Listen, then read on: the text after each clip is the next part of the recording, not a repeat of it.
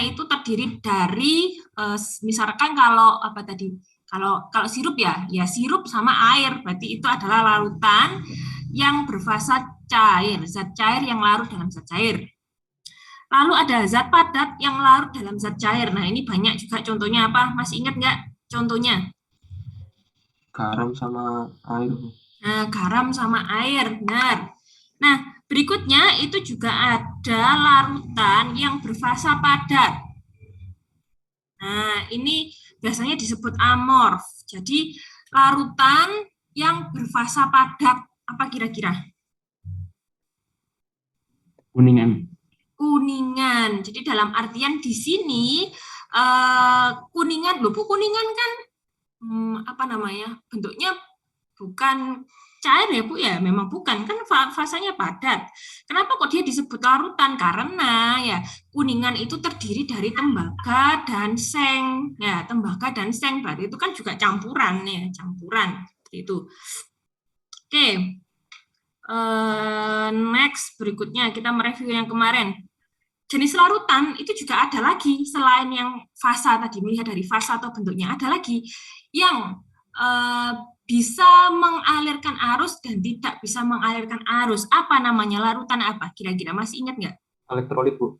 Elektrolit dan Non-elektrolit. non-elektrolit. Jadi ada juga jenis larutan itu yang dilihat dari apakah larutan tersebut itu bisa menghantarkan arus listrik ataupun tidak, ya namanya adalah larutan elektrolit dan non elektrolit. Kalau elektrolit itu yang bisa menghantarkan arus listrik.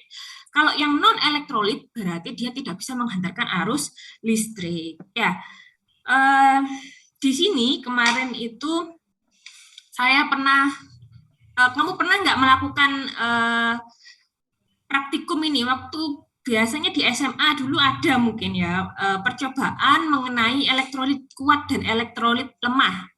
Ada yang pernah? Ada, Bu. Siapa yang Ada, pernah? Bu. Saya, Bu. Siapa, Mas? Saya. Mas Hersendo? Bukan? Oke. Iya, Bu. Oke. Apa Mas yang dulu pernah dicoba? Saya dulu ini amonium hidroksida sama NaCl. Oke. Amonium hidroksida dan NaCl. NaCl itu larutan apa sih? Larutan garam dapur. Garam dapur. Nah, kira-kira dalam eh, apa percobaan tersebut seperti apa? Apakah bisa dijelaskan? Itu dalam percobaan ini, Bu, nanti. Dibuat larutan itu campurin ke dalam air. Setelah itu dimasukin kayak apa sih namanya yang kutub positif dan negatif itu, setelah itu Batang disambung. karbon. Iya, Bu. Uh-uh. Terus disambungin ke kabel sama lampu. Terus? Jadi kalau Sama lampu. nyalanya kuat, dia berarti elektrolit kuat. Kalau Oke. redup, elektrolit lemah. Nah, jadi percobaan tersebut itu membuktikan bahwa oh ternyata ada loh larutan itu yang bisa menghantarkan arus listrik. Bagaimana pembuktiannya? Ya, kamu buat larutan, misalkan larutan garam ya, ada garam sekian sendok, kamu campur air, kamu aduk sampai terlarut semua, lalu kamu siapkan sumber tegangan, ini bisa baterai, bisa aki, lalu kamu siapkan lampu ya, lampu dan kabel serta batang karbon. Jadi yang dicelupkan ke dalam larutan itu si batang karbonnya, bukan air, bukan air, bukan kabelnya ya, batang karbon ya, ada batang karbon. Nah, batang karbon tadi disambungkan pada lampu dan disambungkan dengan sumber tegangan. Nah, kalau tadi lampu tadi bisa nyala, oh berarti itu menunjukkan bahwa larutan tersebut itu bisa menghantarkan arus listrik atau istilahnya larutan elektrolit. Nah, kalau nyala lampunya tadi itu terang sekali, berarti dia termasuk elektrolit kuat. Tapi kalau nyala tapi hanya redup saja, itu berarti dia elektrolit lemah. Kalau dia tidak nyala, berarti itu membuktikan larutan non elektrolit. Oke, Bu mau tanya, Bu. Ya. Izin tanya. Bu, larutan itu apa perlu kayak dicas gitu, Bu ya? Kayak larutan H2SO4 itu larutan aki itu loh, Bu. Kok perlu dicas waktu habis itu kenapa, Bu? Oh, kenapa kok aki itu perlu dicas ketika arusnya kecil atau arusnya habis? Sebenarnya itu yang dicas itu bukan airnya, bukan airnya. Tapi kan di dalam baterai itu kan ada reaksi antara apa sih? Baterai itu di dalamnya ada apa aja? Kayak ada sel-selnya gitu Bu. Nah itu perpindahan elektrolit antara selnya itu yang harus dicas. Ya, kenapa kok dikasih listrik agar ada perpindahan elektrolit antara selnya tadi itu ke dalam H2SO4 atau dari H2SO4 ke dalam selnya. Nanti itu ada di ini. Sebelum larutan materinya sorry itu ada kok. Bukan kesimbangan sel elektrokimia. Nah, itu nanti kita akan mempelajari itu di sel elektrokimia. Jadi bab berapa itu? Bab 7. Nanti kan ada presentasi ya. Nah, itu menjelaskan misalkan di sel elektrokimia apa sih yang terjadi di dalam baterai, baik baterai basah ataupun baterai kering. Nah, kenapa kok perlu dicas, apa itu elektrolisis, itu kita akan pelajari di sana ya. Jadi intinya sih seperti itu. Jadi bukan larutannya yang dikasih listrik, tapi agar perpindahan elektron dari sel ke H2SO4 dan H2SO4 ke selnya tadi. Jadi diberi listrik itu agar menstimulasi perpindahan elektron tadi, kayak gitu. Ya, nanti kita bahas lebih lanjut di sel elektrokimia. Oke. Terima kasih Bu. Oke, sebentar. Ini kok tampilan saya? Oh, ini.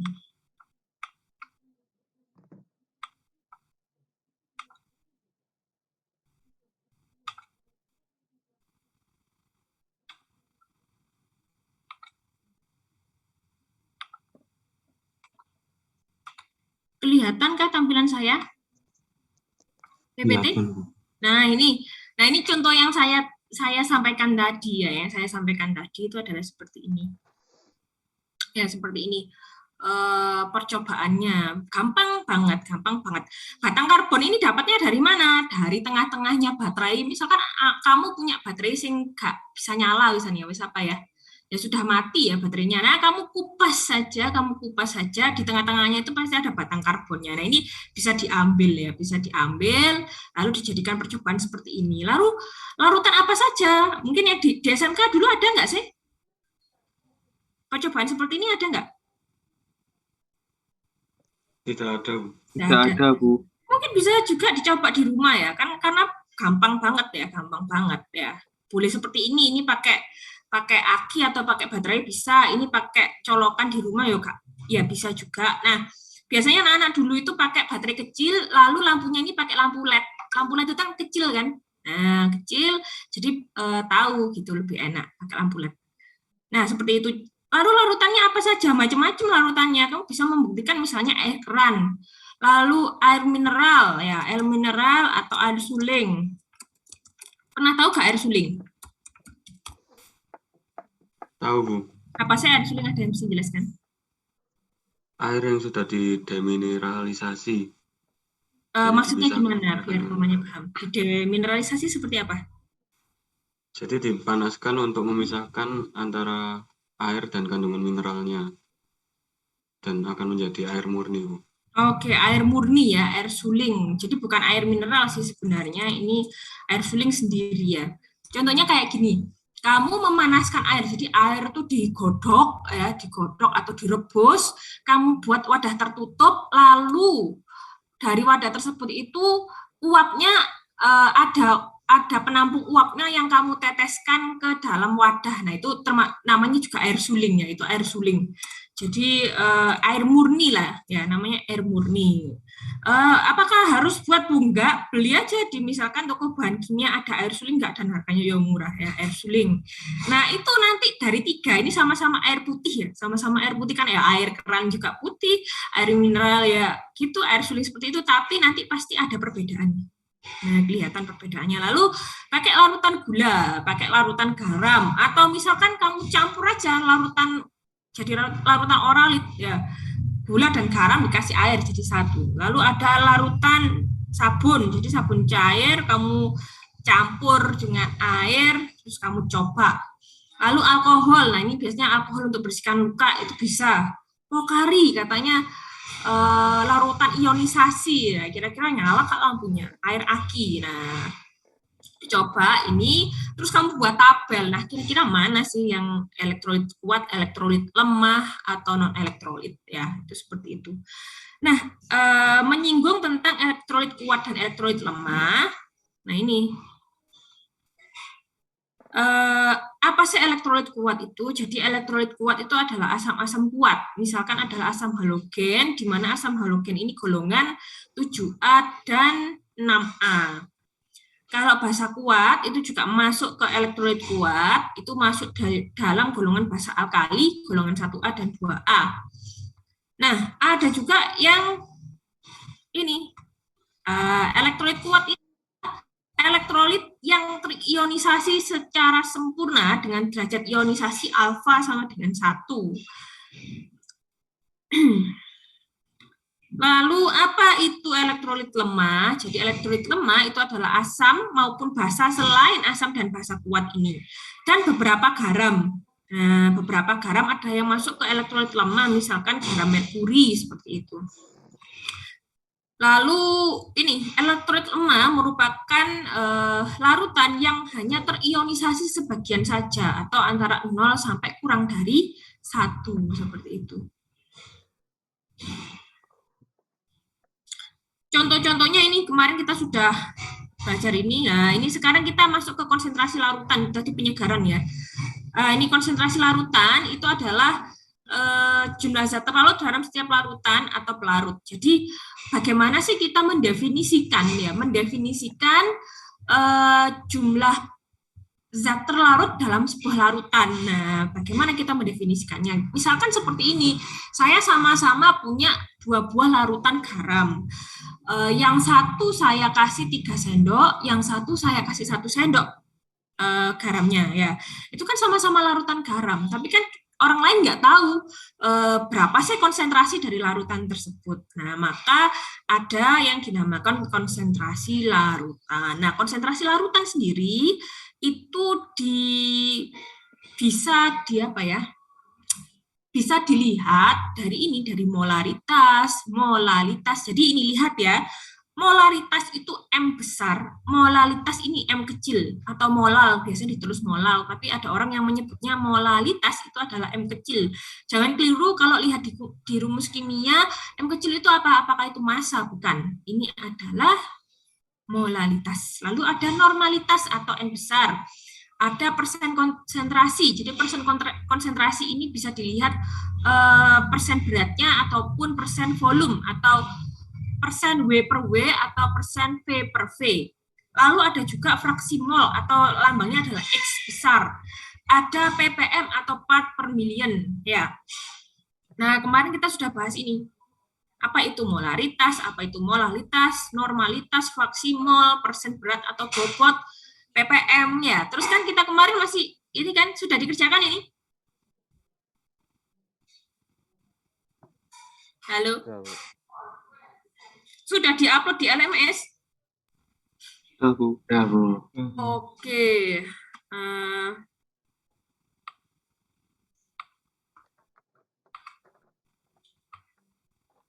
Ya. Adakah yang mau menjawab atau perlu kita bahas? Atau sudah gampang Bu itu Bu ternyata gitu. Atau ada yang bingung dari 7 soal ini? Yang nomor 5, Bu. Yang normalitas. Yang normalitas, hanya itu saja?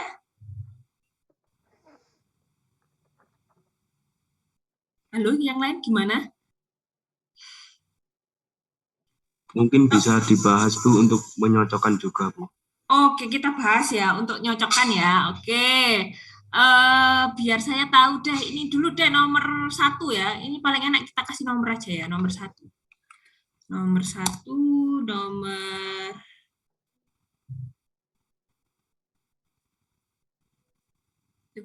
kok bilang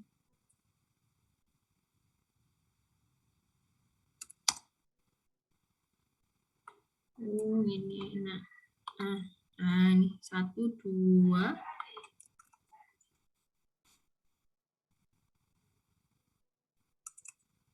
3, 4, 5.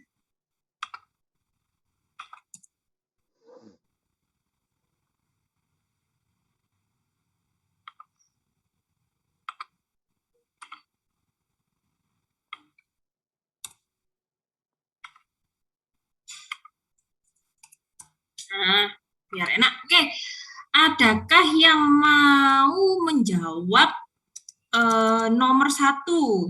Jawabannya berapa kira-kira?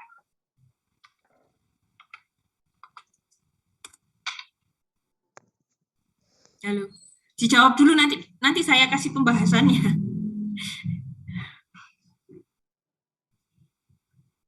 Nomor 1, 2 gram NaOH dilarutkan dalam air, membentuk larutan dengan volume 200 ml. Berapakah molaritas NaOH dalam larutan? Nah, ada yang mau jawab kah? Izin menjawab, Bu. Ya, Mas Hersen. Saya ini nemunya 0,25. 0,25. Yang lain adakah yang jawabannya nggak sama dari 0,25? Halo? Yang lain, adakah yang jawabannya berbeda dengan 0,25? Misalkan, lo punya saya kok hasilnya malah 7 atau 5,9 atau berapa? Adakah yang lain jawabannya? Atau satu kelas sama semua? Ya wes, kita lihat ya. Tadi berapa jawabannya? 0, Mas Hersendo? 0,25, Bu. 0,25. Nah, oke. Oh iya, ini 25, sorry. Nah, ini. Nah, diketahui, jadi jangan lupa kalau ada soal dalam kimia, kamu harus bisa menerjemahkan ya, harus kamu terjemahkan bahasa soal itu menjadi bahasa rumus ya. Dengan cara apa? Saya terbiasa dengan seperti ini. Diketahui, ditanya, dan dijawab. Nah, biar kita nggak bingung ya. 2 gram NaOH dilarutkan dalam air membentuk larutan dengan volume 200 ml. Berapakah molaritas NaOH dalam larutan? Nah, massa zat terlarut atau NaOH? Kan kamu buat larutan NaOH kan tadi. Berarti massa zat terlarut adalah 2 gram. Dilarutkan dalam larutan ya, dalam larutan apa larutannya? Air ya, dilarutkan dalam air. Nah, ini kan dilarutkan dalam air sehingga membentuk larutan. Volume larutan itu adalah 200 ml. Ingat. Ya. Lalu yang ditanyakan apa? Yang ditanyakan adalah berapakah molaritas ya. Yang ditanyakan adalah molaritas atau M besar ya. Ingat bahwa rumus molaritas itu harus kamu tulis dulu. Ya, rumus molaritas ditulis dulu. Molaritas atau M besar sama dengan N per V. Ya, kan? N itu apa? N itu adalah mol. Mol apa? Mol zat terlarut. Ya.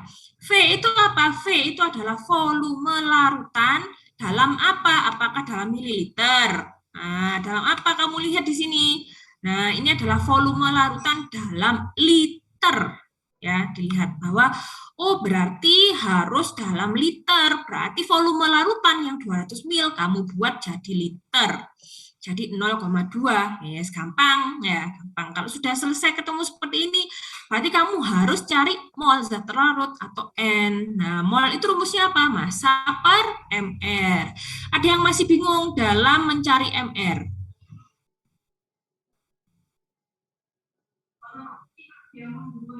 Ada yang kesulitan kah dalam mencari MR?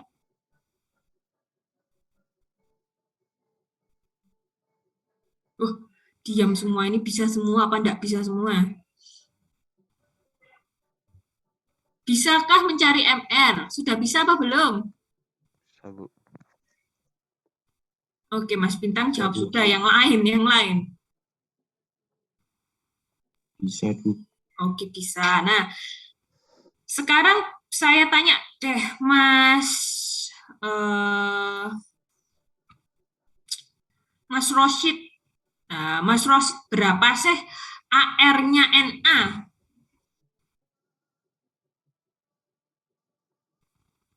Yang namanya Mas Rosyid ada? Ada nggak? Halo, Iya, Bu. Halo, Bu. halo. Mana orangnya? Mas Rosid, coba berapa sih AR-nya NA?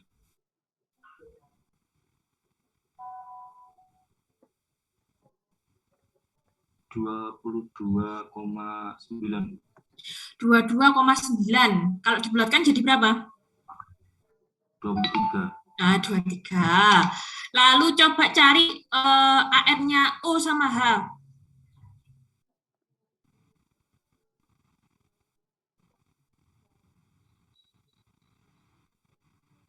O sama H. O berapa, H berapa?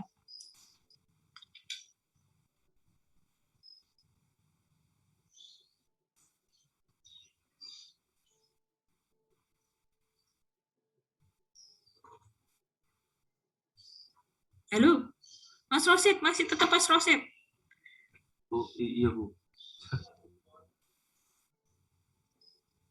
Berapa O? Bentar. Saya kira yang lain.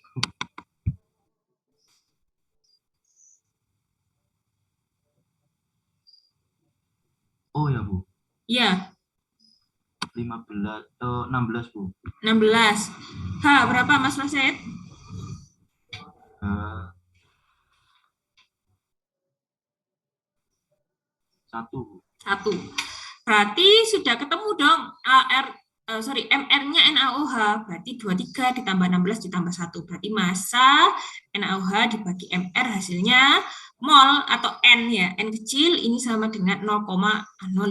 Nah, N-nya sudah ketemu, V-nya sudah ketemu, masukkan ke rumus. Berarti M sama dengan 0,05 dibagi 0,2, hasilnya adalah 0,25. Ya, molaritas NaOH dalam larutan itu adalah 0,25 mol. Laritas yang besar, molaritas ya. Oke, sekarang yang nomor 2. Nomor 2, adakah kesulitan dalam pengerjaannya? Ada yang kesulitan dalam pengerjaannya? Sama. Ini jenis soalnya sama kayak nomor 1. Mas, sopo ini ya? Coba Mas Alexander deh. Mas Alexander, berapa sih hasilmu yang nomor 2? 0,5 Bu. 0,5 molaritas ya. Ya. Lihat ya. Sama, pengerjaannya bagaimana? Benar jawabannya 0,5 molaritas. Pengerjaannya sama kayak soal nomor 1. Oke.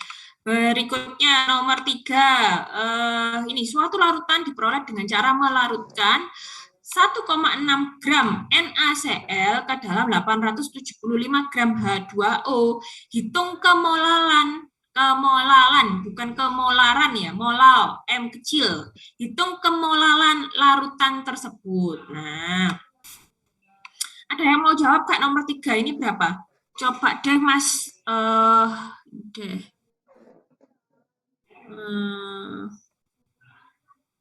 tadi, dari tadi kok saya tanyanya Mas. Coba ini aja Mbak Khairin deh, Mbak Khairin Amalia. Halo Mbak Khairin Amalia. Iya, Bu. Ya. Coba nomor 3, jawaban Anda berapa, Mbak?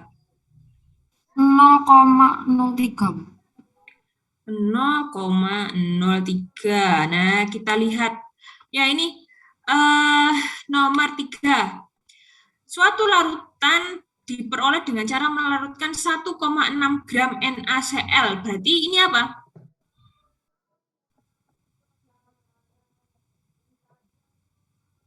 Apa ini? 1,6 gram NaCl ini kalau diterjemahkan ke dalam bahasa rumus apa? Zat larut, Bu. Zat Terlarut. Massa zat terlarut. Ya, oke, sudah ketemu massa zat terlarut ke dalam 875 gram H2O. Kalau diterjemahkan ke dalam bahasa rumus apa, Mbak? Mbak siapa tadi? Khairin ya, Mbak Khairin. Ini apa, Mbak? Larut. Ya, apa? Masakah atau molkah atau apa? Halo? Masa, Massa ya. Oke. Diketahui massa zat terlarutnya adalah 1,6 gram NaCl, massa pelarutnya adalah 875 gram H2O. Yang ditanyakan adalah kemolalan. Rumusnya kemolalan apa? Nah, ini molalitas atau kemolalan ya, atau molalitas atau istilahnya adalah M kecil gini ya, M kecil itu sama dengan NT bagi MP. Apa NT? NT itu adalah mol zat terlarut, MP itu adalah massa apa? Pelarut. Nah, ini gini aja, massa, saya kasih massa aja. Massa P, pelarut ya, massa pelarut. Massa pelarut.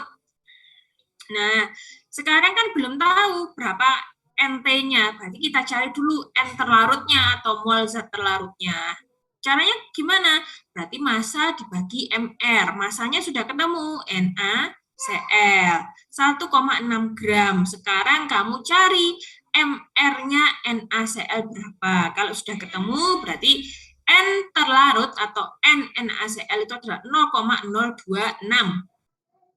Nah, lalu masukkan rumus molalitasnya, NT per massa pelarut. Nah, massa pelarut di sini harus diapakan? Kan ini adalah dalam 875. Kamu lihat di atas molalitas ya ini ya.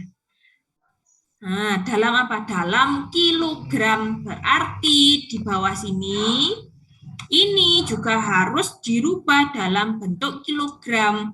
875 gram itu sampai dengan 0,875 kilogram. Masukkan aja rumusnya. Nah, masukkan, hasilnya adalah 0,03. Ya, berarti kemolalan larutan adalah 0,03 molal. Gampang ya, masih gampang. Nomor 4. Oke, sekarang coba saya tanya Mas Giovanni. Mas Giovanni, nomor 4 Anda, jawabannya berapa, Mas?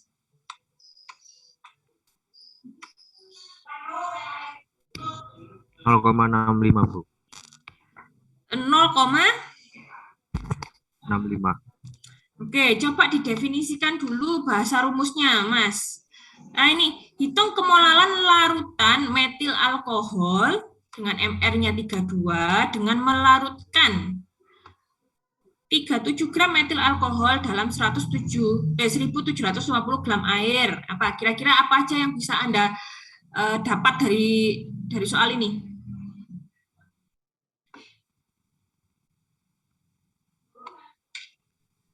Apa? Nomor 4. Ya, apa saja yang Anda ketahui dari soal tadi? Nomor 4.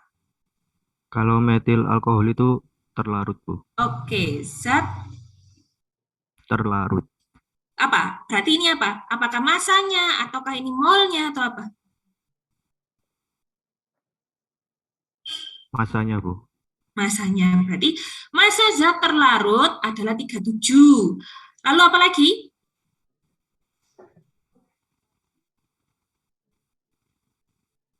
Massa zat pelarut Berapa? Ya, massa zat pelarutnya berapa? 1750 gram Bu. Nah, ini harus dijadikan apa?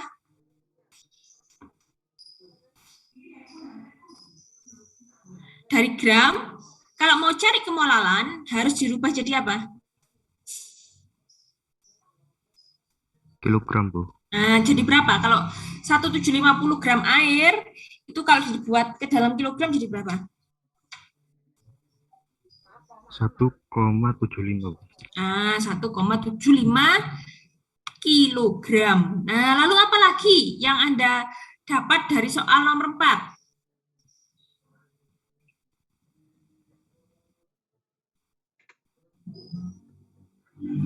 Mencari mol Bu. Hah? Mencari mol. Oke, cari mol rumusnya bagaimana?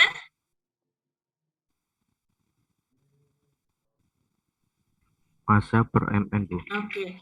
Apakah di soal tertulis ml-nya metil alkohol?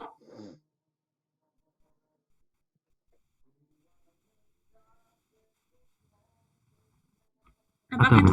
ada? Nah, sudah tinggal masukkan. Berapa sih molnya metil alkohol, Mas?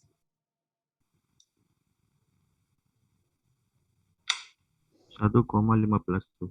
Oke, kita lihat. Nah, sudah ketemu ya. Ini tadi kita masukkan apa yang kita ketahui tadi. Jadi mulai dari massa zat terlarut atau metil alkoholnya 37 gram, MR-nya metil alkohol 32, massa pelarut atau air 1750 gram. Ini harus dirubah menjadi kilogram, jadi 1,75.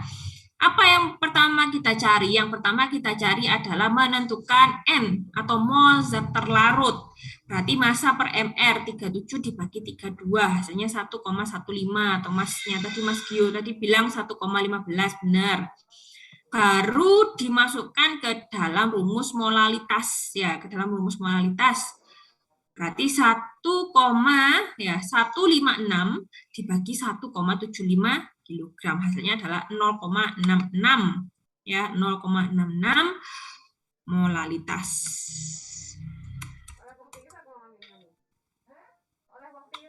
Ya, ada yang beda kah dari soal dari jawabannya kalian? Atau seperti ini? Oke, lanjut ya. Kalau beda hasil bagaimana gitu? Beda hasil 0,65 itu sudah benar. Oh, nggak apa-apa. Berarti, tapi ini, gini, kalau saya, kalaupun beda hasilnya, dalam artian beda hasilnya itu selisihnya adalah 0,01 atau 0,0 sekian, ya, bukan angka depan ini, itu masih bisa dimaklumi. Asalkan cara mengerjakannya sama. Sama nggak, Mas? Sama, Bu. Sama. Cari Ya. N terlarut dulu, baru dimasukkan ke molalitas sama? Iya, Bu. Oke, ya sudah berarti nggak apa-apa. Ya, oke, berikutnya itu kita masuk ke nomor 5. Katanya tadi Bu bingung yang nomor 5. Nah ini soalnya hitunglah normalitas atau N besar. Berarti ditanyakan adalah N besar. N suatu larutan nikel yang dibuat dengan melarutkan 2 gram logam nikel murni ke dalam asam sianida dan mengencerkannya menjadi 500 ml. Ya, nikel tadi dititrasi dengan KCN dengan reaksi berikut Ni2+ plus 4Cn- menghasilkan NiCN 4,2-. Nah, kita buat atau kita rubah ini jadi bahasa rumus ya. Apa saja kira-kira yang bisa dijabarkan dalam bahasa rumus? Apa? Ini deh, kita tanya lagi, Mas siapa ya? Oke. Rafif Tinan. Nah, Mas Rafif kira-kira bisa nggak ini merubah bahasa soal tadi ini menjadi bahasa rumus? Apa kira-kira? Yang bisa ditulis, diketahuinya apa aja? Mas siapa? Rafif Tinan. Halo, Mas Rafif Tinan ada enggak? Halo. Oh, hilang kah orangnya?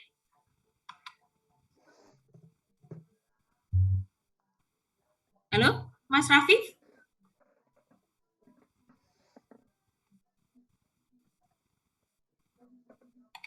Nandini, oh, kemana orangnya Mas Rafif ini? Halo? Oke, Masnya hilang. Tidur atau bagaimana itu ya? Oke, kita tanya yang lain, Mas Rafif. Oke. Coba Mas Catur deh, Mas Catur. Ada ya Mas Catur? Ada, Bu. Ada, oke. Mas Catur, oke, dari soal nomor 5, kira-kira apa yang bisa Anda terjemahkan menjadi bahasa rumus, istilahnya seperti itu.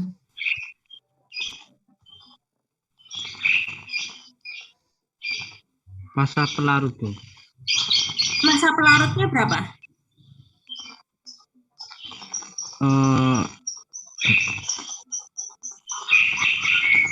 500 mili. Apakah itu masa pelarut? Ingat ya, ada yang namanya massa, ada yang namanya volume. Biasanya kalau satuan massa itu apa? Oh, gram, Bu. Kalau ini apa? Gram massa. Mili berarti volume, Bu. Volume apa? Volume pelarut. Apakah volume pelarut kita baca seksama ya? Hitunglah normalitas suatu larutan nikel ya. Larutan nikel yang dibuat dengan melarutkan 2 gram logam nikel murni ke dalam asam sianida dan mengencerkannya menjadi 500 ml. Nah, apakah ini adalah volume pelarut kah atau volume larutan kalau dari soal tadi? Volume larutan, Bu. Kenapa kok bilang volume larutan? Ayo. Karena yang larutan dicampur dengan pelarut, Bu. Nah, benar sekali. Jadi jangan rancu ya. Jangan rancu untuk menentukan, oh apakah ini volume larutan atau volume zat pelarut. Nah, kalau ini itu adalah volume dari larutan. Dalam artian larutan itu berarti ini tadi sudah ada kandungan sudah ada nikelnya, berarti itu larutan nikel. Ini adalah volume larutan. Oke. Volume larutan diketahui 500 ml ya. Oke, berikutnya apa Mas selain volume larutan?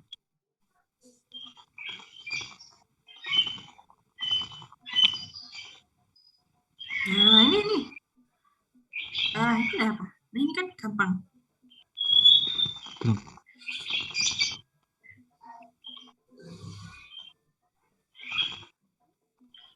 Apa? Selain yang diketahui adalah volume larutan, apalagi?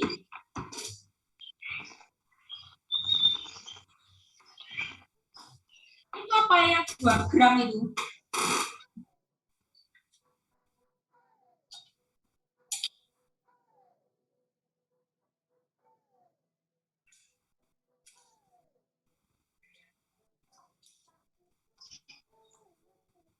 Mas, apa ada tadi? Mas Catur, ayo, yang 2 gram itu apa, Mas?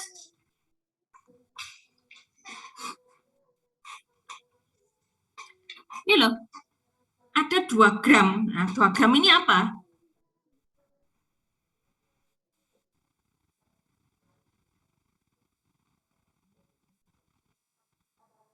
Massa zat terlarut, Bu.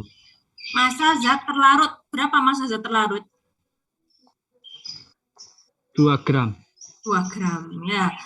Oke, yang ditanyakan adalah normalitas. Apa sih rumusnya normalitas?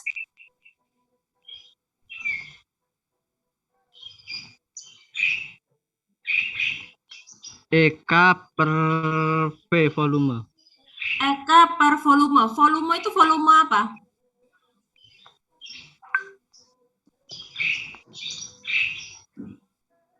Volume larutan, Bu. Volume larutan, ya. Sekarang mencari EK.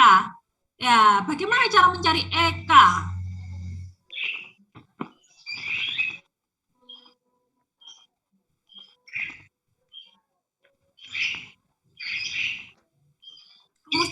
Rumusnya. Bagaimana mencari EK?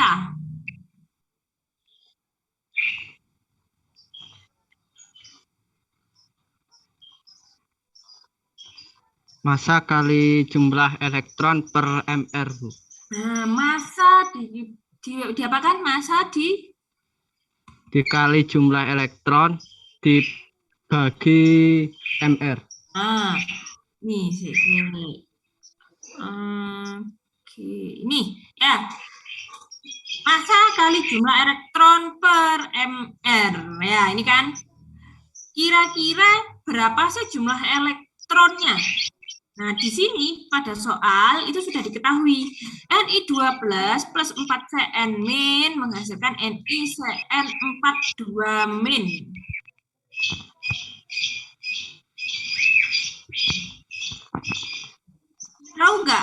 jumlah elektron Ni-nya berapa?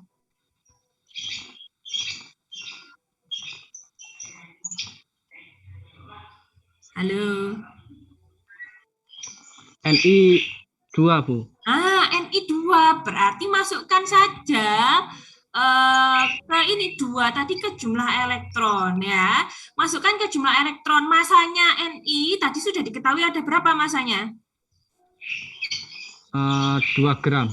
2 gram. Dikali jumlah elektronnya Ni berapa? Barusan dijawab. 2. 2. Bagi MR-nya Ni. Berapa sih MR-nya Ni? Bisa cari MR-nya Ni? Nikel. Coba buka di itu. Buka di tabel periodik. Cari Ni itu berapa?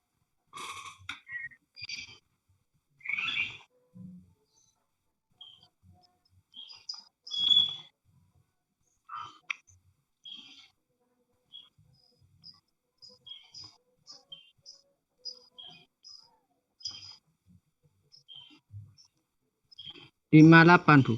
58 ya. Oh, sudah berarti ketemu EK-nya berapa, baru dimasukkan normalitas ke rumus normalitas. Nah, ini kamu lihat, sorry. Ini ya, nah ini. N sama dengan EK per V. Nah, EK-nya sudah ketemu berapa EK-nya?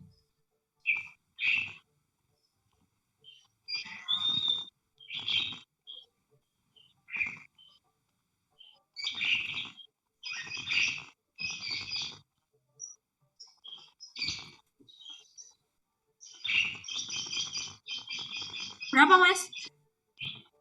Bentar.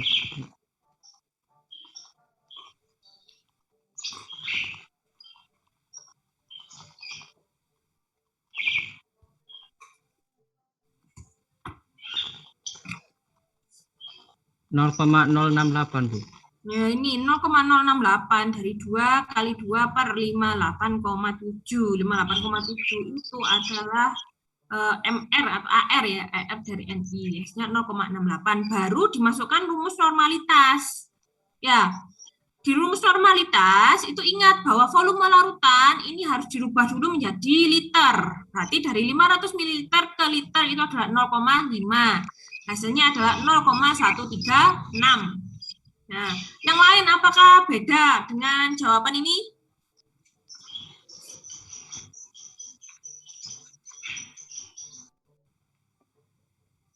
Sama, Bu. 0,136 sama? Iya, Bu. Oke, yang lain ada yang beda?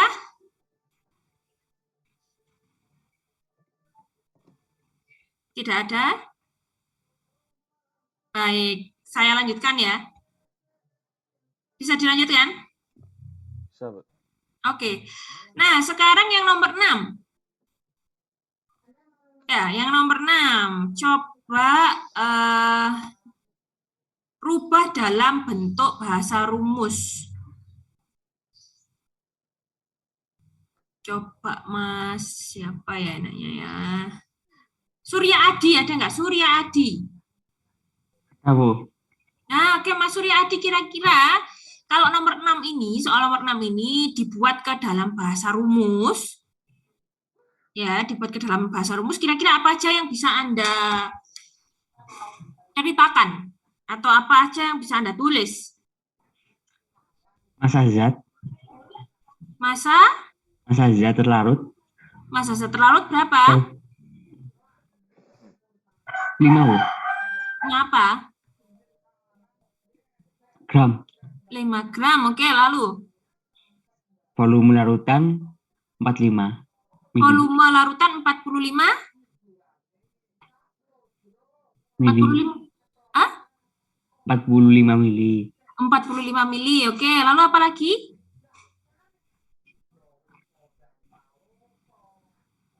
Masa jenis. Nah, masa jenisnya berapa? 1 gram. 1 gram? 1 gram per mili. Oke, 1 gram per mililiter. Iya. Anda disuruh cari apa? Persen bobot. Persen bobot. Bagaimana rumus persen bobot? Rumusnya.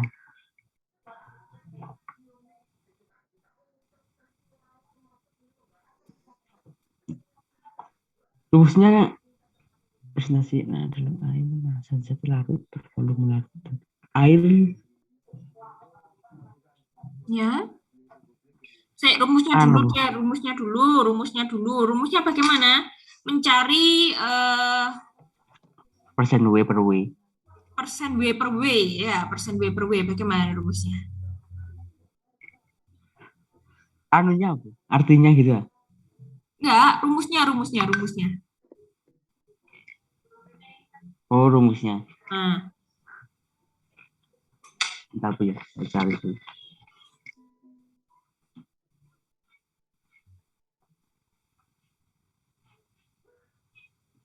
Massa zat terlarut per volume larutan bukan rumus Bu ya? Hah? Massa zat terlarut per volume larutan. Loh, itu rumusnya apa? Kamu mau mencari apa sih? Persen bobot kan? Ya, rumusnya persen bobot itu bagaimana? Persen bobot menunjukkan jumlah berat zat 100 gram larutan. W per W. Ya, berapa? Apa sih rumusnya? Rumusnya persen bobot itu apa? W per W tambah W0 kali 100. Oke, persen bobot itu rumusnya adalah W per W plus W0 dikali 100%. W itu apa? Massa zat terlarut. Massa zat terlarut. W0 massa zat terlarut dalam. Kalau W0 apa? Massa zat pelarut. Massa zat pelarut. Ya, oke. Berarti Yang W kan itu, Anda, yang W terlarut Bu. ya, yang W massa zat terlarut. Kalau W0 Massa zat pelarut. massa zat pelarut, ya kan? Oke, Ya. kan Anda tadi sudah mengetahui massa zat terlarutnya 5 gram. Sedangkan pelarutnya itu dalam bentuk apa? Dalam bentuk volume, ya. Volume berarti dalam bentuk apa? Mililiter. Berarti Anda harus merubah volume tadi, volumenya pelarut tadi menjadi massa zat pelarut. Pelarut. Oh Ya, iya. dengan cara bagaimana?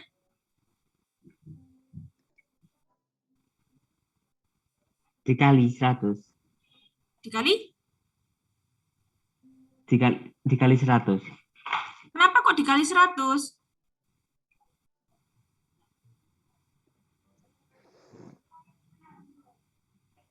Untuk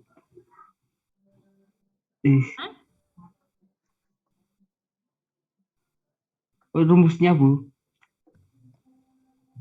Loh ya, kan dari soal tadi Anda kan sudah mengetahui volume pelarutnya kan 45 ml toh. Ya. Padahal di rumus tadi Anda harus mencari apa? Massa zat pelarut kan, massa kan. Yang kamu ketahui sekarang kan adalah volume. Bagaimana merubah volume menjadi massa?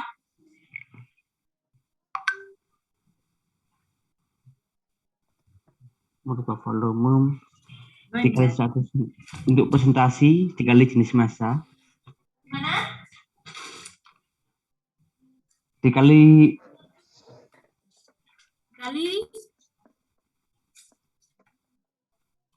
apa? massa jenis Bu. Dikali massa jenis. Coba berapa berarti kalau gitu massa zat pelarutnya jadi berapa? 5. Hah? 5 per 5 kali 45 kali 100. 45 Bu. 45? 45 apa? Mili. Hah? 45 gram. 45 gram ini loh ya. Jadi kamu kan tadi punya yang di soal tadi kan volume pelarut itu dalam 45 mili, padahal di rumus itu yang diminta itu adalah massa. Nah, bagaimana cara merubah volume ini dalam massa? Kan tadi ada keterangan rho itu massa jenis ya, massa jenis air itu massa per volume. Rho-nya kamu masukkan 1 gram per mililiter sama dengan masanya berapa per volumenya berapa? 45 mililiter, 45 mililiter. Berarti kamu bisa menghitung si massa air. Berarti massa air sama dengan 1 gram per mililiter dikali 45 mililiter, hasilnya adalah 45 gram. Ini baru mengetahui massa air atau massa pelarutnya. Mengetahui WO ini, ya WO, wes ini biar gampang, tak kasih namanya adalah WO. Sorry, WO kayak gini. WO-nya 45 gram. Ya, massa air itu kan jadi WO toh. Paham ya dari sini ya? Oh, iya. Temannya yang lain paham? Berarti salah kayak gitu Bu ya. Ya nggak apa-apa, karena akhirnya bisa bener ya. Oh, iya. Baru dimasukkan ke persen bobot, persen W per W itu sama dengan W per W plus WO kali 100%. Berarti berapa?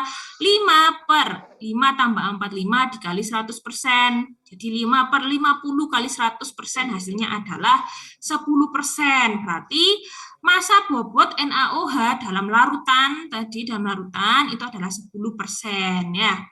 Adakah yang salah atau benar semua kah satu kelas? Saya salah, Bu. Ada yang salah. Salahnya dalam apa? Itu salah hitung, Bu. Bukan 10% tapi 0,1 saya. Oh, bukan 10% tapi 0,1 salah hitung. Yang lain, apakah kesulitan mencari WO-nya atau bagaimana?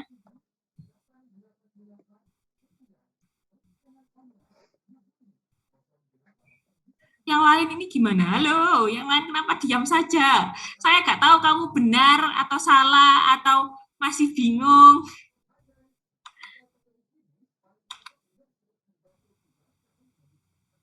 Oke, wes. Lanjut, nomor 7.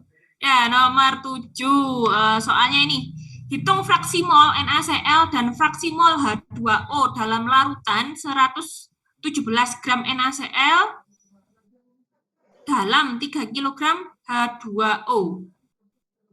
Ya, fraksi mol NaCl dan fraksi mol H2O dalam larutan 117 gram NaCl dalam 3 kg H2O.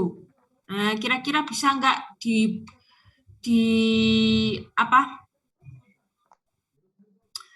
dirubah ke dalam bahasa rumus?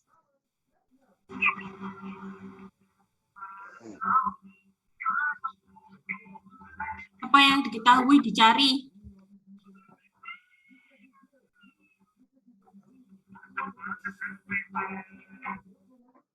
Yuk, halo. Apa yang diketahui dicari bisa diterjemahkan ke dalam bahasa rumus nggak? Insya Allah bisa, Bu. Oke, coba Pak Alexander.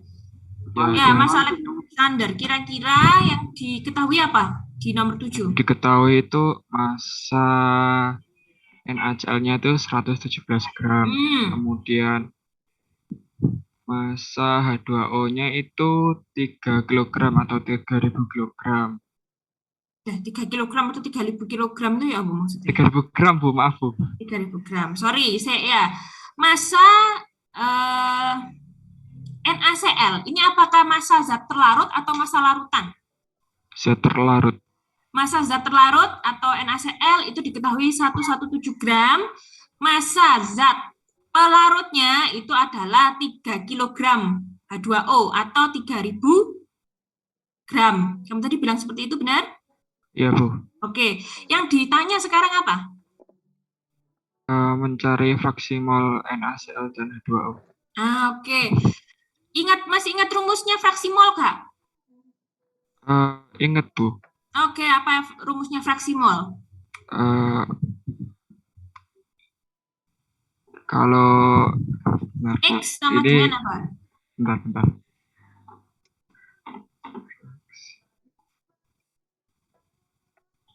X sama dengan Ni per Nt. Ni per? Nt. Nt, oke. Ni itu apa? Ni itu jumlah mol zat tertentu, kemudian Nt-nya itu jumlah mol total dari semua komponen Ni dalam adalah larutan. jumlah mol apa? Jumlah mol zat tertentu. Jumlah mol zat tertentu itu apa? Apakah zat pelarutnya atau zat terlarutnya? Yang zat ya Nah, bentar. bisa zat larut, bisa zat larutnya. Oke, bagus. Oke, nah sudah bisa ngerjakan ini kalau paham. Oke, nah seperti ini. Berarti pertama-tama Anda itu harus menghitung mol dari NaCl dan mol dari H2O. Sudah bisa ketemu, Mas, carinya? Sudah, Bu. Oke, baru kamu masukkan rumusnya ya. Rumusnya apa? Rumusnya dari fraksi mol X sama dengan Ni per N total ya. Berarti ini molnya, kalau kamu mau mencari X-nya NaCl, berarti molnya NaCl dibagi mol total. Mol total itu ya dari 2 ini tadi. Molnya larutan tadi. Dibagi 2 plus 166 mol ya. Hasilnya berapa? 0,012. Berarti jumlah fraksi mol zat terlarutnya adalah 0,012. Nah, tadi kan juga disuruh mencari fraksi mol pelarutnya atau fraksi mol H2O. Nah, sama. Berarti molnya H2O ini kamu bagi mol totalnya. Berarti 166,7 dibagi 2 plus 166, sebenarnya 6,6 atau 6,7 ya? Keliru. 6,7. Ya wes, pakai 7. Hasilnya juga sama kok, nggak terlalu beda. Hasilnya adalah 0,98. Berarti jumlah fraksi mol zat pelarut dalam kurung H2O itu sama dengan 0,98. Nah, udah ketemu deh. Nah, kemarin kan kamu ada pernyataan bahwa ini.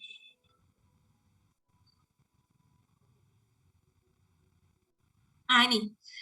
Total fraksi mol itu adalah 1. Kalau benar kamu total fraksi mol antara H2O dan fraksi molnya apa tadi? Fraksi molnya NaCl kalau ditotal benar nggak 1? Ya, benar. Betul. Nah, ya, kalau betul ya berarti sudah benar. 0,012 ditambah 0,98.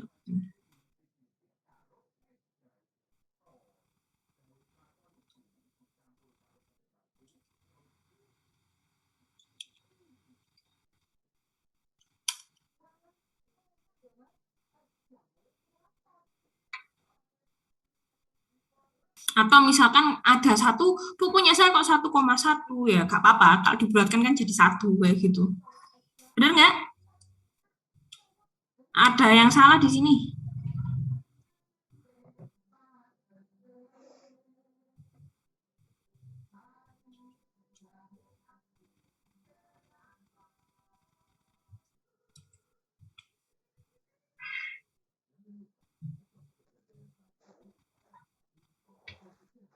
Halo, wis arek bener.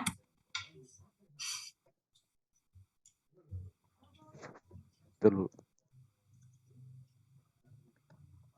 Atau misalkan, Bu punya saya kok jadinya 0,99 ya, bulatkan kan jadi 1 kayak gitu ya. Kan karena biasanya apa? Ada sedikit perbedaan karena 0,000 itu tadi. Kadang ada yang hasilnya jadi 1,1 ya, kalau dibulatkan kan tetap 1. Ada yang 0,99 ya, sama aja dibulatkan nanti jadinya 1 gitu ya. Jangan bingung ya, jangan bingung misalkan loh, kok ini hasilnya kan bukan 1 Bu, hasilnya kan adalah 0,99 gitu. Atau hasilnya kok 1,1, tapi kalau dibulatkan kan hasilnya jadinya 1 gitu. Jadi untuk ngecek apakah fraksi mol yang Anda hitung ini sudah benar apa salah ya, jumlahkan aja dua-duanya. Kalau hasilnya 1, kalau dibulatkan 1 berarti sudah benar. Oke, dari 7 soal sudah kita bahas semua ya, sudah kita bahas semua. Ada yang bingung?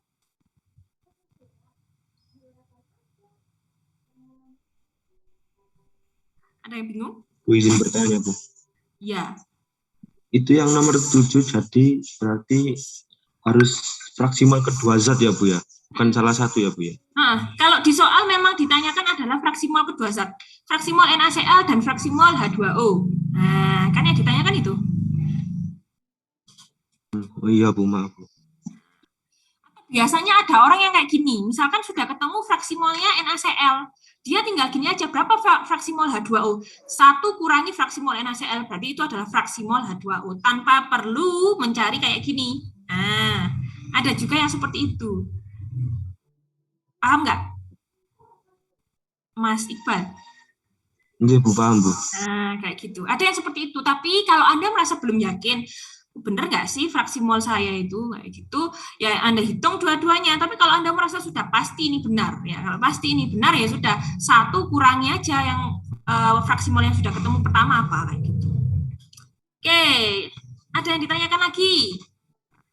Izin bertanya, Bu. Ya, Mas. Kapan kita harus pakai gram sama kapan kita harus pakai kilogram gitu? Soalnya kadang kalau pakai mol, makanya kan gram sama mili gitu. Nah, ini ingat-ingat ya, kalau Anda mencari mol, berarti massa tersebut harus dalam gram. Kalau Anda mencari mol, massa tersebut harus dijadikan gram. Paling gampang itu niteni mol. Ya, kalau mol itu berarti massa harus dalam gram, seperti itu. Oke, baik, Bu. Yang lain? Yang lain?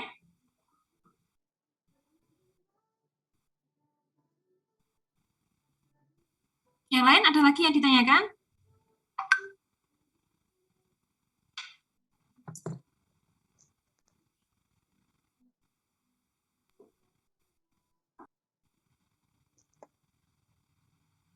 Iya, dalam mol, dalam fraksi mol, dalam molaritas,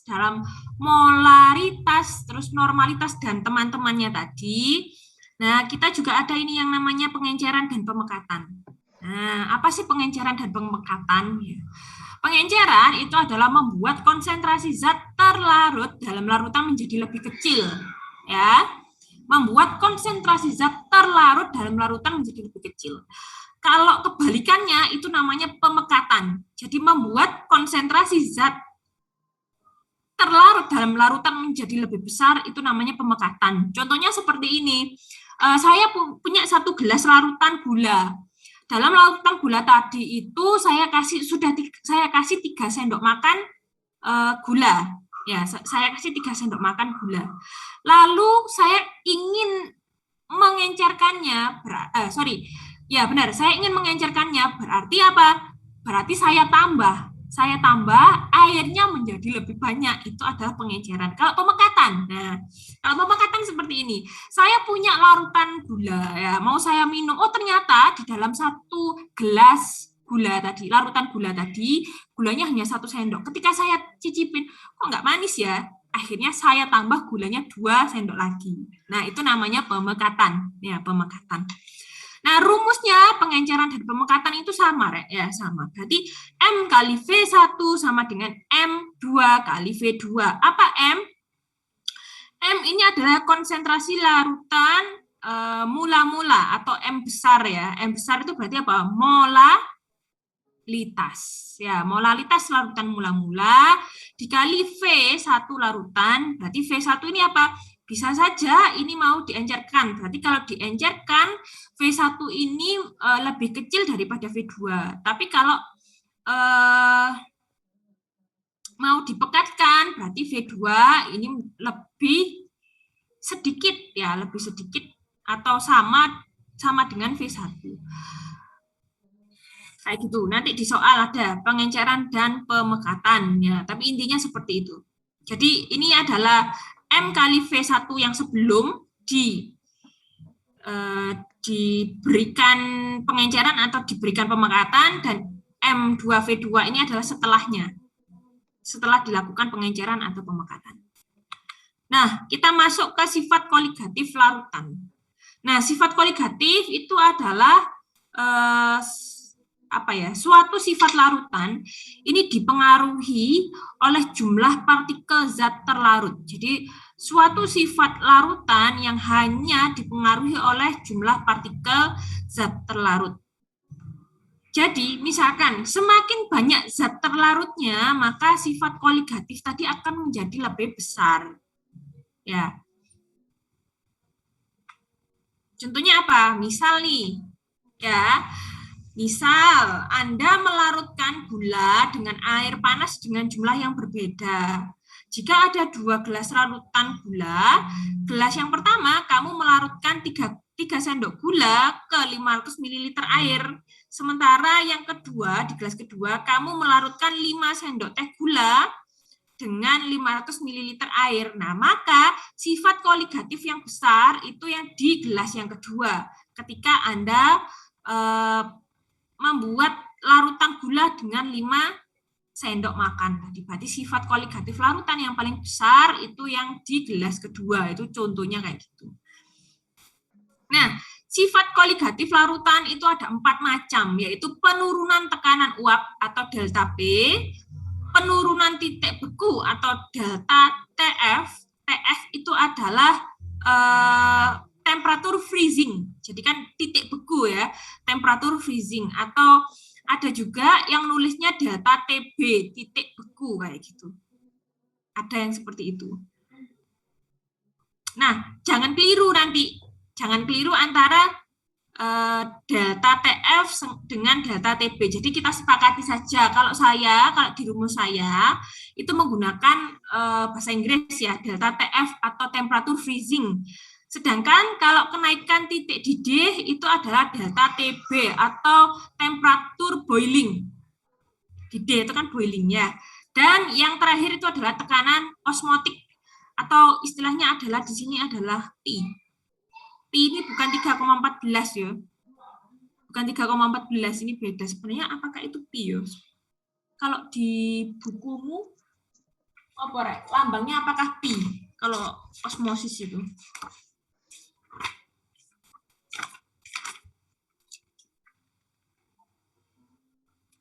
Bukan P apa ya?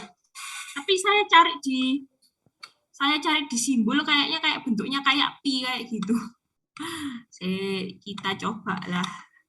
Tapi Anda sudah saya bilang ya bahwa ini adalah lambang ini adalah tekanan osmotik atau tekanan osmosis, bukan 3,14. Coba kalau di simbol ada gak ya? Masa ini kayak bukan ini.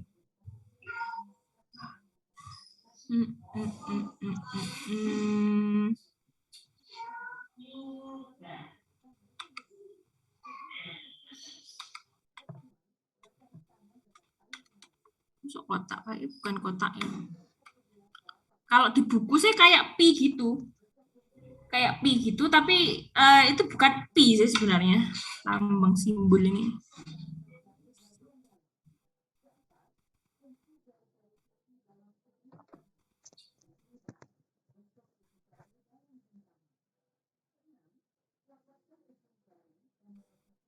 Kayak T, Bu. Kayak apa? Yang kayak 2 huruf T itu, Bu. Kayak 2 huruf T yang mana? 2 huruf T. Mana sih, Rek? Mana? Di sini dah? Atau di atas atau di bawah? Yang di itu loh, Bu. Recently used symbol. Sebelahnya logo segitiga itu. Ini? Ya, mungkin itu, Bu. Ini P, sama aja nih P. Itu P, itu lambangnya P sama. Ya, apa pakai ini aja, tapi yo P, saya P juga Gion. Apa kotak ini gitu? Kayaknya bukan kalau kotak yo. Apa kotak ya? Kalau di buku saya kayak kotak gitu lambangnya. Tak cuari yang mana ya lambangnya itu. Sekian banyak. Ya wes gak apa-apa saya pakai simbol kayak Pi tadi, tapi itu bukan Pi ya. Bukan 3,14 atau bukan 22/7. Tapi itu adalah tekanan osmotik ya. Jadi rumusnya tekanan osmotik lambangnya tekanan osmotik itu ada itu. Oke. kita mulai ya. Mulai kan kita bahas tentang sifat koligatif larutan. Apa sih sifat koligatif larutan tadi sudah dijelaskan. Lalu yang pertama itu adalah penurunan tekanan uap atau delta P, pressure, penurunan tekanan uap. Nah, apa yang dimaksud dengan tekanan uap itu adalah tekanan gas yang berada di atas zat cair dalam keadaan tertutup saat gas dan zat cair berada dalam kesetimbangan dinamis, yaitu adalah tekanan uap. Jadi tekanan gas yang berada di atas zat cair. Kalau kamu merebus air di sebuah bejana tertutup, maka kalau yang di bawah itu adalah cairan atau zat cair, di atasnya ya uapnya itu adalah tekanan uap namanya. Nah, itu kan ada tekanannya sebenarnya. Karena dikasih panas tadi itu ada tekanannya, maka itu yang dinamakan tekanan uap. Lalu apa itu penurunan tekanan uap? Jadi penurunan tekanan uap ini adalah berkurangnya tekanan uap suatu larutan relatif terhadap tekanan uap pelarut murni. Contohnya kalau saya buat seperti ini, saya mendidihkan air saja. Saya godok air aja untuk apa ya? Untuk buat kopi deh, misalkan seperti itu ya. Saya godok air. Nah, ketika pelarut murni itu tekanan uapnya itu diberi simbol ya pelarut murni, ya tekanan uap zat murni. Tapi ketika air yang saya didihkan tadi saya tambahkan bubuk kopi, maka akan terjadi penurunan tekanan uap, ya, menjadi turun tekanan uapnya. Nah, contohnya kayak gini. Kalau saya tadi pelarut murni yang godok air tadi, tekanan uapnya adalah sekian. Tapi ketika saya masukkan kopi ke dalamnya, maka tekanan uap di atas ini menjadi lebih turun. Nah, itulah yang dinamakan penurunan tekanan uap. Paham nggak? Halo? Halo? Paham, Bu. Oke, paham ya? Paling tidak ada gambarannya lah. Ya, paling tidak ada gambarannya. Itu adalah penurunan tekanan uap dalam sebuah larutan, ya, dalam sebuah larutan. Nah, rumusnya penurunan tekanan uap itu delta P sama dengan P0 pelarut. Ya, P0 itu apa? Tekanan uap pelarut murni dikali X zat terlarut. Berarti X ini adalah fraksi mol zat terlarut. Ya, kayak gitu ya. Paham ya? Berarti P0 pelarut dikali fraksi mol zat terlarut. Itu adalah penurunan tekanan uap. Contoh soalnya seperti ini. Nah, adakah yang bisa mengerjakan? Berapakah penurunan tekanan uap jenuh larutan untuk larutan berikut? Jika tekanan uap jenuh air adalah 31,82 mm Hg, massa urea adalah 6 gram urea CONH2 2 kali. Dilarutkan dalam 500 gram air. Diketahui AR-nya dari CONH2 2 kali. Ada yang mau mencoba? Air, berarti ini apa? P0. P0 ya, ini ya. P0 pelarut ya kan, P0. Sudah diketahui P0-nya adalah 31,82 mm Hg. Terus berikutnya apa? Mencari fraksi mol, Bu. Oke. Ini sebelum mencari fraksi mol, ini ada apa? Massa. Ada massa dan MR. Massa dan MR dari urea ya, massa dan MR dari urea. Massanya urea berapa? 6 gram. 6 gram. Berarti massa zat terlarutnya adalah 6 gram. Dilarutkan dalam 500 gram air. Berarti ini apa?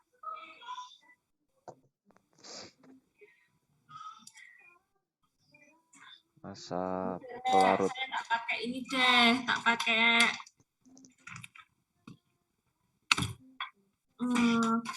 Sebentar, saya tak pakai.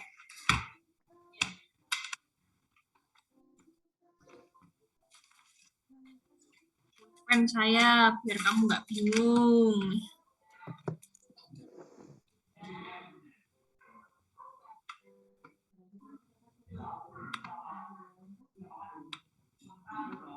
Oke, saya pakai gini lah. Kayaknya agak afdol kalau gini agak coret-coret itu ya. Berarti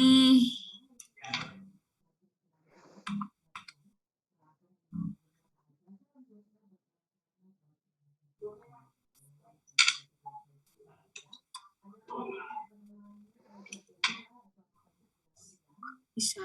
Bentar ya.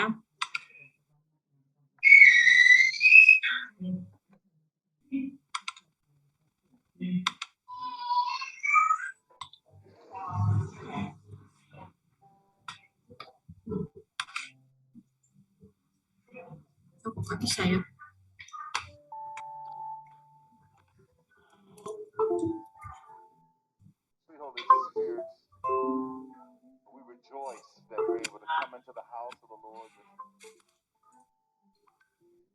Bentar ya.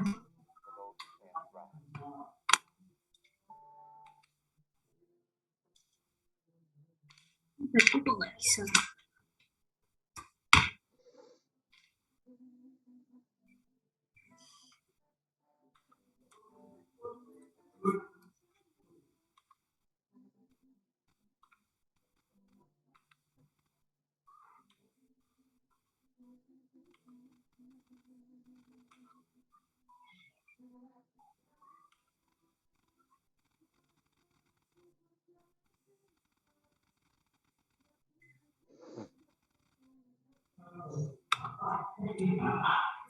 Duh, kok nggak bisa ternyata. Aduh, lagi.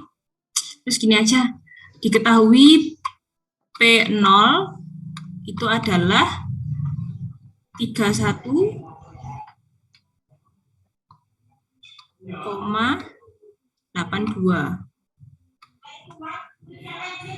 Terus massa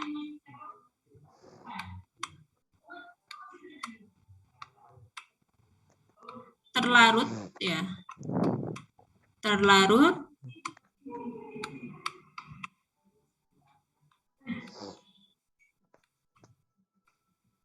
massa terlarutnya berapa? 6 gram.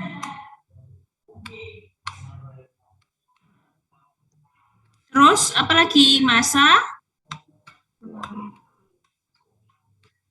pelarut ya. Massa pelarut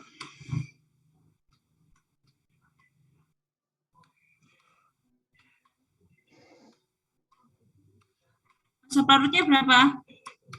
500. 500 gram. Adakah yang bisa mencari MR-nya? Urea. 60. Nah, apa yang bisa mencari MR-nya urea, Kak? Ditanyakan, apa yang ditanyakan? Data P.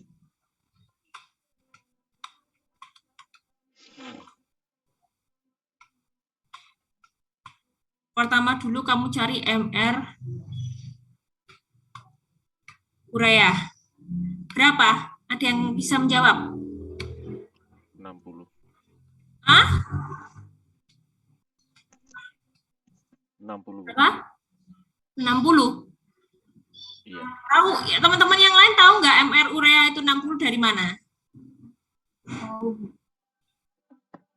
Tahu ya? Iya. Iya, kalau sudah tahu ya Kak saya bahas. Oke, MR urea di sini 60. Nah, sekarang kamu cari N-nya urea. Berapa N urea?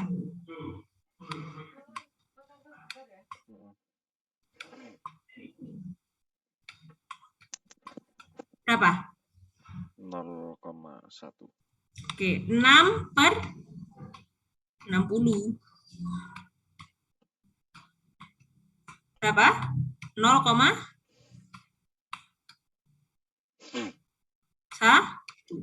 Oke. N urea sudah ketemu, sekarang cari NH2O.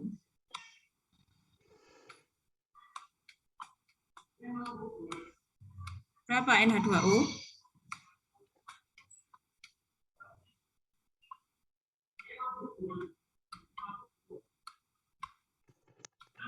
dibagi 18. hasilnya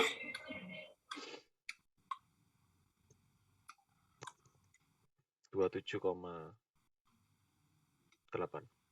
27,8. Baru N-nya sudah ketemu ya, kamu masukkan ke dalam rumus mencari fraksi mol. Ya, cari fraksi mol. Nah, ini. Berarti 0,1 per 0,1 plus 27,78. Hasilnya adalah ini.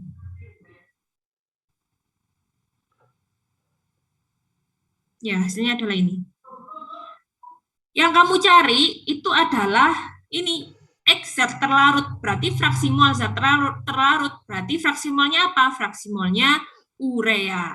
Ya, fraksi mol X urea. Saya taruh di sini X urea. Biar kamu nanti gak bingung, ya, biar gak bingung. Loh, kok kayak apakah perlu cari X-nya air? Gak usah, karena yang ditanyakan kan X-nya zat terlarut. Ya, kalau sudah ketemu fraksi mol urea, ya masukkan aja. Berarti delta P tadi adalah 31,82 ini ya. 31,82 mmHg dikali 0,00359. Hasilnya adalah 0,11 mm/Hg. Ada yang ditanyakan dari sini?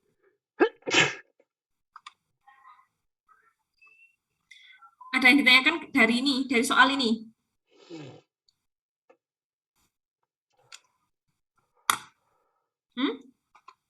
Atau sudah jelaskah?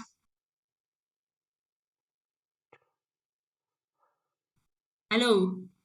Apa sudah jelas? Insya Allah. Oke. Kalau sudah jelas, kita lanjut ke titik beku. Atau delta TF. Ya, apa sih titik beku itu? Jadi titik beku itu adalah ketika suatu zat mencapai titik bekunya. Ya, titik beku ini akan tercapai bila temperatur tekanan uap zat padat sama dengan tekanan uap zat cair.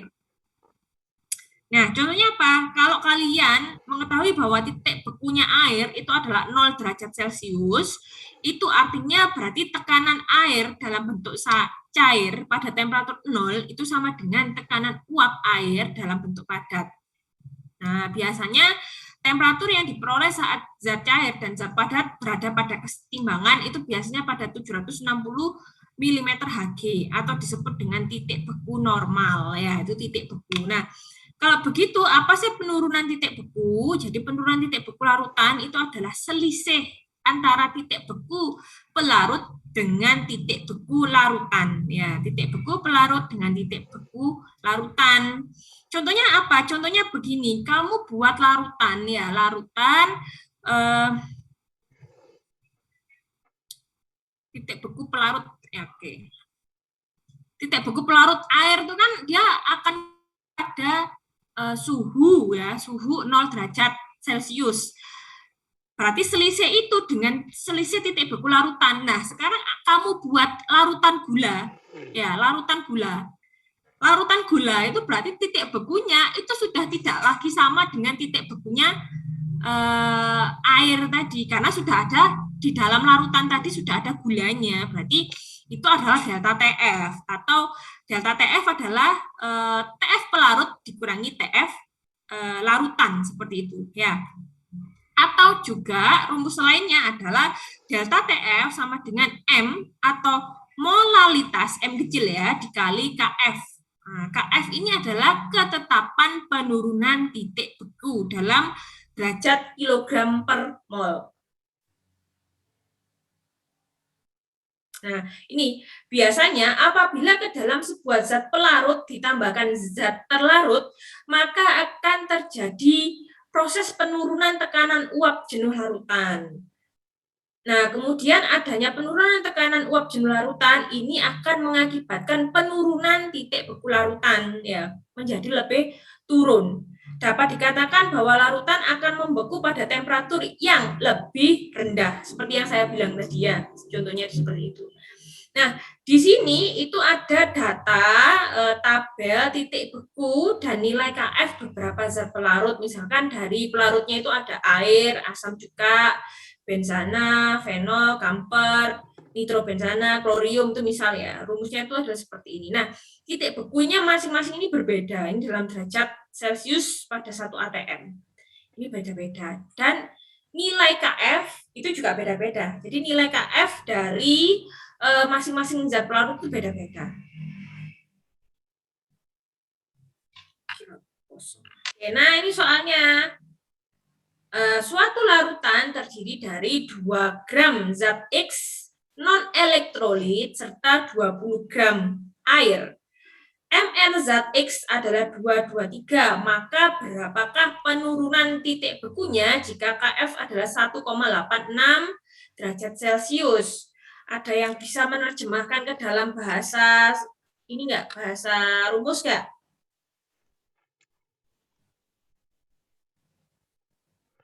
Apa? Halo?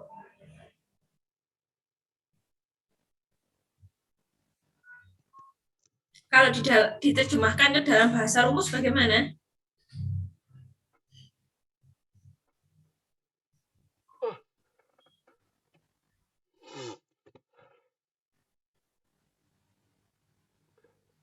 Halo?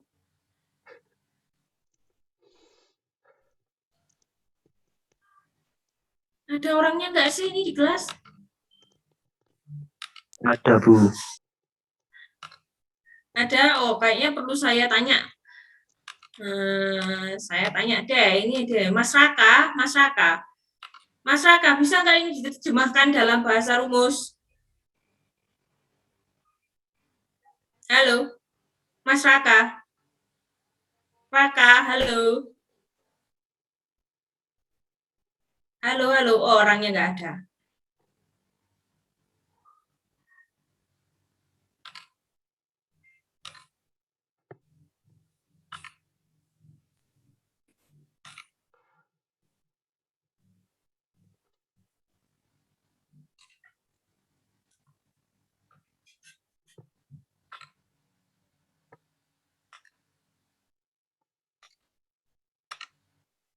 Raka nggak ada. Terus Mas ini deh. Nanda Fajar ada? Nanda Fajar? Oke, Mas Nanda. Coba saya biar tahu orangnya mana. Dibuka kameranya.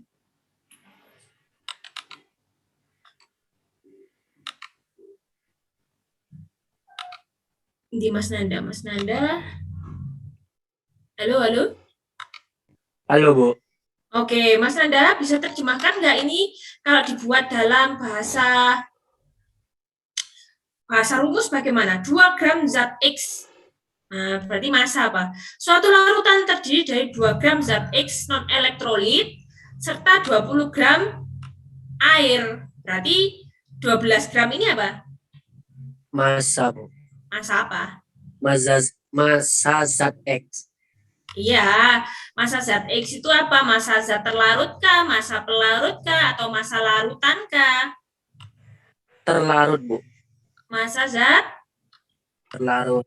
Terlarut. Oke. Bla bla bla ya. Massa zat terlarut ini 12 gram. Terus apa lagi?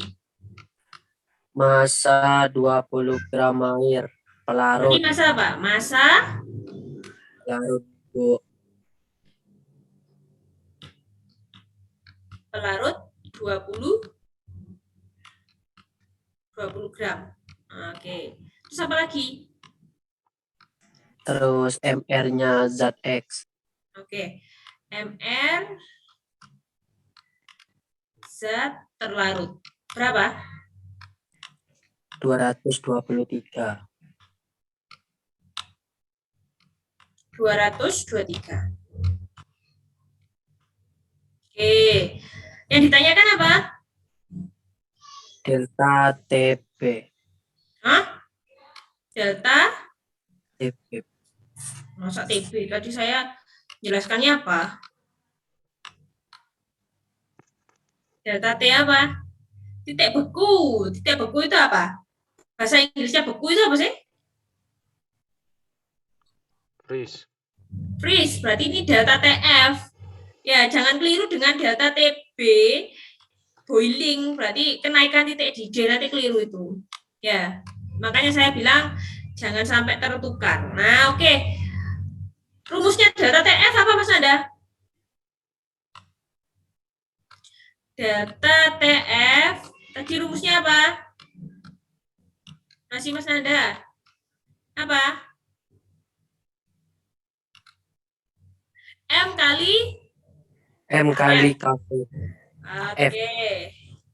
M kali KF. Sekarang Anda saya tugaskan cari molalitas. Iso Kak, kali KF. Mas Nanda cari molalitasnya. Sudah ketemu belum? Belum, Bu. Rumusnya molalitas apa?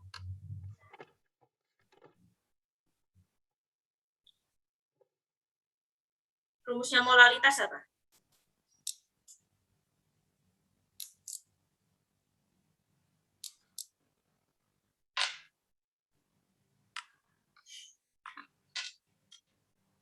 Molalitas rumusnya.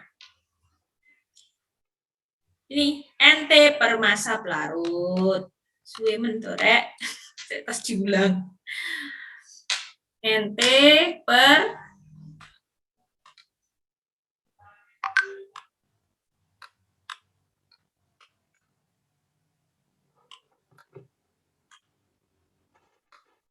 massa pelarut.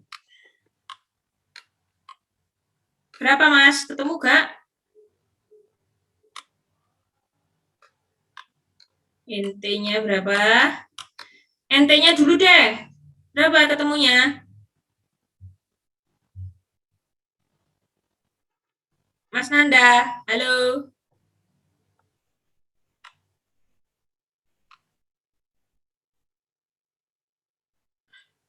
Ditolongin. Mas Nanda, halo. Masih ada nggak ini orangnya? Atau sudah hilang? Pingsan kah? Halo. Halo. Mas Nanda. Gue kemana orangnya? Nggak ada ini. Saya cari kok nggak ada ini. Sinyal saya ngelek-ngelek, Bu. Ini masuk lagi, Bu. Oh, berapa NT-nya? Mas, molnya T. Terlarut. Molnya terlarut. Ayo, sudah kelihatan banget loh itu. Mencari mol itu gimana? Hah? 12/223. Nah, berapa hasilnya? Piro, Mas? Berapa? 0,05, Bu. Berapa? 0,05. 0,05. Sekarang molalitasnya berapa kalau gitu? Berapa ini? Bentar, Bu.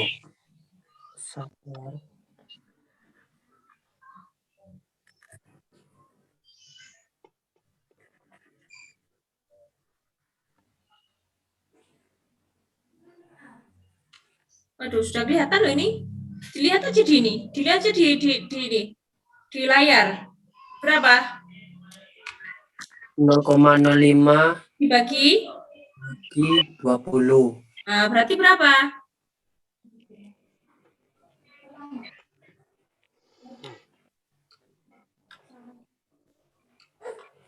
Nol koma 0025. 0025.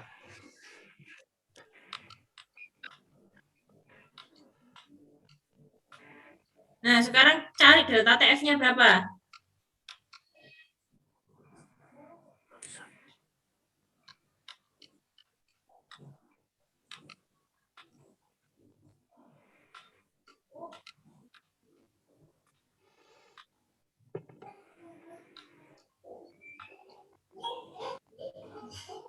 Berapa? 0,025 dikali berapa, Mas?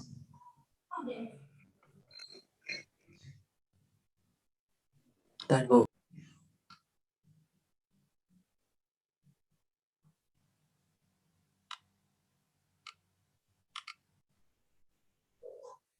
Loh, kok beda?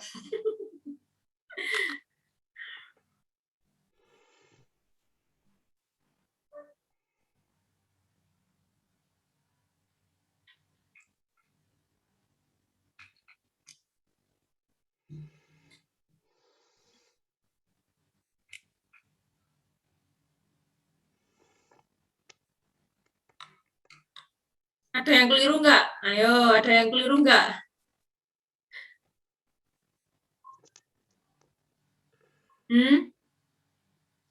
Ada, Bu. Apa? Masa pelarutnya dalam kilogram. Oh iya, Mas Anda, masanya pelarut ini harus dirubah dalam kilogram dulu. Berapa Mas Anda kalau dalam kilogram? 20 gram dalam kilogram berapa?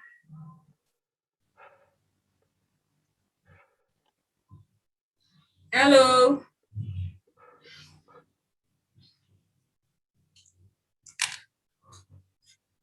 Halo Mas Anda. Wah ini lemot sekali itu.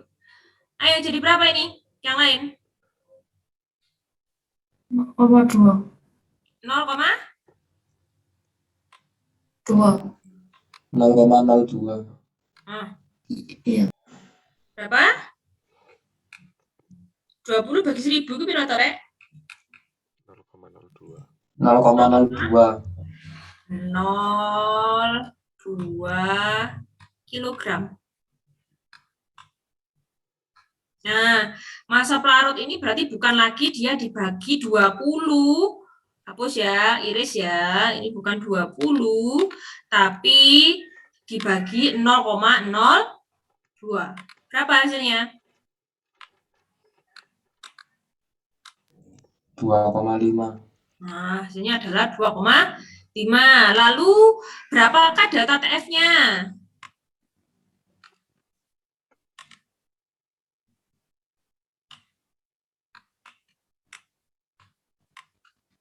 Ayo, berapa delta TF-nya? Tinggal masukkan aja rumusnya.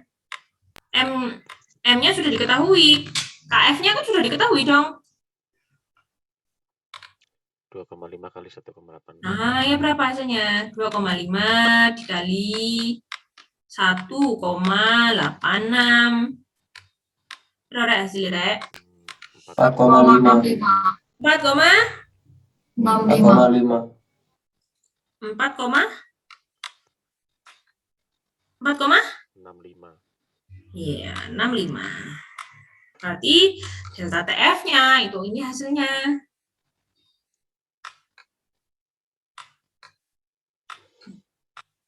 Itu 4,65. Ini stylusku nggak bisa ya, saya pakai mouse jadinya acak adul. 4,6 ya, 4,6 kalau dibulatkan jadi 5 derajat Celcius. Berarti penurunannya itu adalah 5 derajat Celcius. Oke. Paham nggak? Atau bingung? Paham. Oke, sekarang titik didih. Saya selesaikan ini dulu ya. Titik didih. Kalau titik didih apa? Kayaknya semua sudah tahu ya. Jadi, kalau dalam bahasa kimianya itu tekanan zat cair sama dengan tekanan di lingkungan luar, maka terjadilah peristiwa pendidihan. Nah, biasanya pada air itu temperatur 100 derajat Celcius dia akan mendidih. Tapi ingat, jika tekanan di sekitarnya itu harus 1 atmosfer ya, atau 760 mm Hg. Nah, atau sama dengan tekanan di udara luar. Nah, ini titik didihnya adalah 100 derajat Celcius. Tapi kalau Anda mendidihkan air di gunung ya, berarti kalau Anda mendidihkan air di gunung, kira-kira titik didihnya 100 derajat atau lebihkah atau kurangkah? Kalau air? Lebih. Kalau saya mendidihkan air di Malang ya, di Malang itu misalkan di Malang ini adalah 1 atm. Benar, saya kasih termometer titik didihnya itu 100 derajat Celcius ya. dia baru blukuduk itu di suhu 100 derajat. Tapi kalau ketika saya mendidihkan air di gunung, misalkan di puncak Bromo atau di Gunung Semeru, kira-kira blukuduk tadi itu apakah di 100 derajat kah? Atau kurang dari 100 derajat kah? Atau lebih dari 100 derajat kah? Kurang. Kurang, ya. Yang benar memang kurang. 80 derajat aja dia sudah mendidih kayak gitu. Berarti titik didih ini tergantung dari atmosfer atau suhu atmosfer di sekelilingnya. Tidak selalu, walaupun dia sama-sama airnya, titik didihnya tidak selalu 100 derajat. Karena ingat, 100 derajat ini kalau di 1 atm. Nah, apa sih kenaikan titik didih larutan? Jadi kenaikan titik didih larutan itu selisih antara titik didih larutan dengan titik didih pelarut. Ya enggak, hampir sama dengan delta TF tadi ya, delta TF tadi, freezing. Cuman ini bedanya itu adalah titik didihnya atau boilingnya, titik boilingnya, TB larutan min TB pelarut. Rumusnya sama, enggak sama sih, hampir sama. Delta TB sama dengan M kali KB. Nah, KB ini adalah ketetapan kenaikan titik didih dari pelarutnya apa. Nah, sama rumusnya ini pakai molalitas juga. Delta KB-nya ini sudah diketahui. Kok delta KB? KB-nya sudah diketahui. Boiling, ketetapan boilingnya sudah diketahui. Nah, ini contoh soalnya nanti kamu coba sendiri ya. Yang terakhir sebelum saya menutup ini adalah tekanan osmosis. Nah, osmosis ini adalah peristiwa difusi atau perpindahan pelarut dari suatu larutan yang lebih encer ke pelarut murni atau pelarut murni ke larutan yang lebih pekat melalui membran semipermeabel yang hanya dapat ditembus oleh pelarut tersebut. Perpindahan ini akan terus terjadi sampai terjadi proses kesetimbangan. Nah, tekanan osmotik adalah tekanan hidrolistik yang terbentuk dalam larutan yang lebih pekat saat osmosis tadi terjadi. Biasanya ini contohnya apa? Ini salah satu contohnya dalam kehidupan sehari-hari, ini adalah perpindahan air yang terserap ke dalam tanah melalui sel akar tanaman. Nah, itu peristiwa osmosis ya. Jadi perpindahan suatu larutan yang lebih encer atau pelarut murni ke larutan yang lebih pekat melalui membran semipermeabel. Kalau saya perlihatkan contohnya itu kayak gini contohnya ya. Jadi pada sebuah bejana ini ada yang namanya air murni, terus saya kasih larutan pada sebuah tabung ya. Ini tabung, saya kasih larutan, misalkan larutan gula pekat ya. Di bawahnya ini saya kasih misalkan membran semipermeabel. Ini contohnya apa ya, Rek ya? Kawat kasa yang pekat sekali, yang rengket sekali. Ini adalah larutan gula, misalkan apa? Larutan gula itu yang pekat itu apa? Sirup ya, misalkan sirup ya. Ketika tidak ada tekanan dalam larutan ini, maka kesetimbangannya seperti ini. Yang namanya zat yang lebih encer ini tadi dia akan naik atau bertambah ke larutannya ini tadi. Tapi ketika pada tabung ini kamu kasih beban, ya, jadi ada piston ditekan, maka si zat yang padat ini tadi, yang lebih padat tadi akan masuk ke dalam larutan yang di bejana atau air murni ini tadi. Nah, ini yang dinamakan proses osmosis itu seperti ini. Jadi adanya tekanan balik di sini. Kan harusnya kan yang lebih encer ini tadi dia terserap yang ke pekat tapi tidak dibalik. Nah, itu adalah tekanan osmotik larutan. Nah, perhitungan tekanan osmotik itu P atau tekanan osmotik ini PV sama dengan N kali R kali T. Di mana P di sini itu adalah tekanan osmotik, N per V kali RT. N per V itu apa? N per V itu adalah M. M atau molaritas. Ya, molaritas benar kan? Yang besar kan ini molaritas. Berarti tekanan osmotik itu sama dengan molaritas dikalikan R dikalikan T. T ini adalah suhunya. Itu adalah rumus untuk menghitung tekanan osmotik. Ya, biasanya tekanan osmotik ini dia dalam bentuk ATM atau dalam bentuk Pascal atau PA. Ya, contoh soalnya seperti ini. Berapakah tekanan osmotik suatu larutan naftalen C10H8 dalam benzana yang mengandung 10 gram naftalen per 1 liter larutan jika suhu larutannya adalah 15 derajat Celcius. Nanti bisa dicari ya, nanti bisa dicari. Kalau mau dibahas sekarang ya gak apa-apa, tapi ya rada lebih ya. Nah ini, kamu cari mol naftalen dulu. Setelah ketemu mol naftalen, kamu masukkan ke dalam rumus kemolaran. Nah, ketemu ini.